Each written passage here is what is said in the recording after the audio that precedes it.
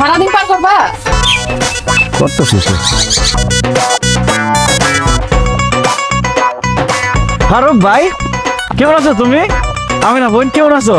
আহ ভাই আহ, ঘরে আহ। আরে ছাড়েন, আমি আপনার ঘরে যাওয়ার জন্য আসি নাই, আর আপনার বাড়িতে জামাই আদর পাইতেও আসি নাই। আমি একটা জরুরি কথা কইতেছি, আগে সেটা শুনেন। কি কথা ভাই, কও। শুনেন ভাইজান, আমি ছোটখাটো একটা চাকরি করি, অল্প বেতন পাই। যে বেতন পাই ওই বেতন দিয়ে আমার সংসার আর কোনোভাবেই চলতেছে না। আমি এর জন্য সিদ্ধান্ত নিয়েছি যে আমি একটা ব্যবসা করব। আর ব্যবসা করতে গেলে তো আমার ক্যাশ টাকা দরকার, নগদ টাকা দরকার, সেটা তো আমার কাছে নাই। এর জন্য আমি আপনার বাড়িতে আইছি, আপনি আমার 1 লাখ টাকা দিবেন, সেই টাকা দিয়ে আমি ব্যবসা শুরু করব।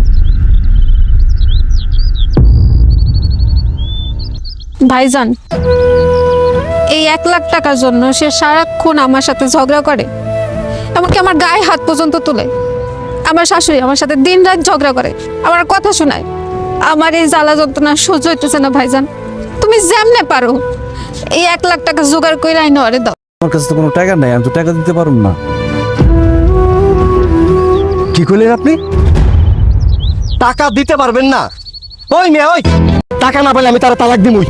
ভাই ভাই, এত নিষ্ঠুর হয় না ভাই, আমার বোন তোমার অনেক ভালোবাসে ভাই। ওই মেয়ে, শোনেন, গোষ্ঠী মারি আপনার ভালোবাসা। আল্লাহ, আমার জামাইটা শেষ করে দিছে।